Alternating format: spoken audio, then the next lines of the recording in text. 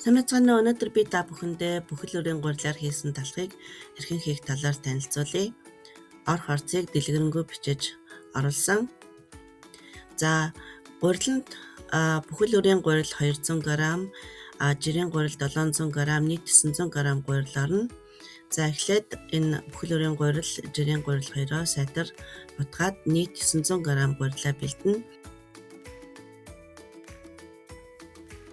За нийт 900 г орох гурилаасаа 200 г-ыг хэсэгчилж аваад 200 мл бүлээн ус дээр нь дрожжо хийж утгаад сайтар утгаж хөрөнгөө бэлдэнэ.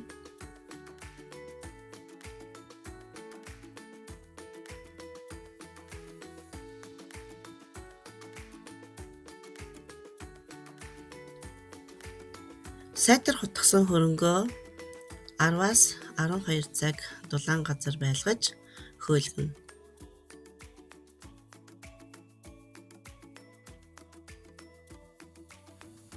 Араас 12 цаг хөөлгөж бэлтгэсэн хөрөнгөн дээрээ 400 мл бүлээн ус дээр нь давс элсэн чихрээ хийгээд сайтар хутгаад нэмнэ.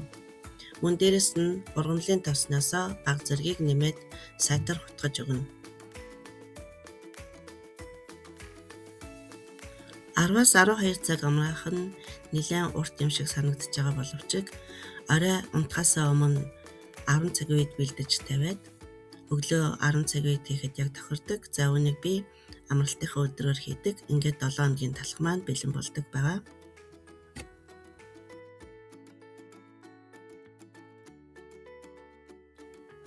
Дараагийн алхам бол үлдсэн 700 г гурил дээрээ бэлэн болсон хөрөнгөө хийгээд үлдсэн ургамлын тосоо мөн нэмжин.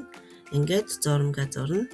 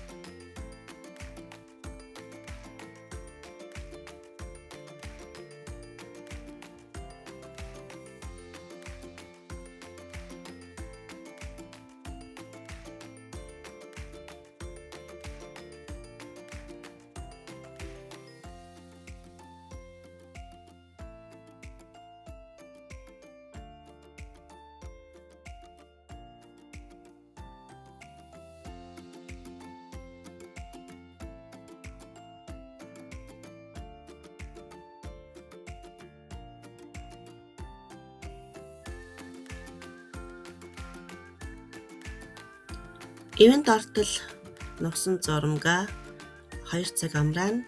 За ингэ 2 цаг амраахтаа цаг тутамд хийг нь гарган дахин нухаад ингээд 1 цагаар 2 цаг амраана.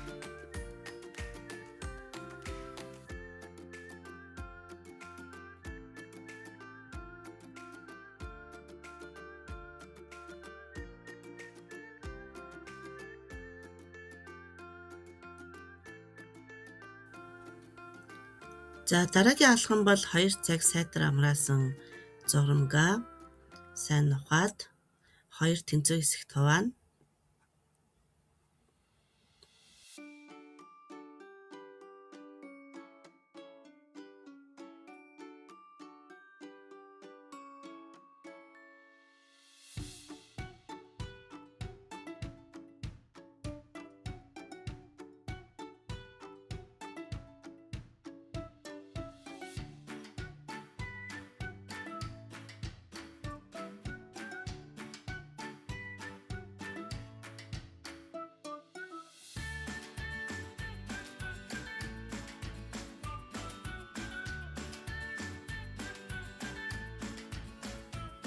Хоёр тэнцүү хэсэгт хуваасан зурмгаа талхныхаа хэвлэх савнд хийгээд дахин 1 цаг амрааж хөөлгөнө. За ингээд 1 цаг амраасны дараа 180-аас 190 градусын духовконд 30-аас 35 минут шаарж ингээд амттай талах маань бэлэн болно.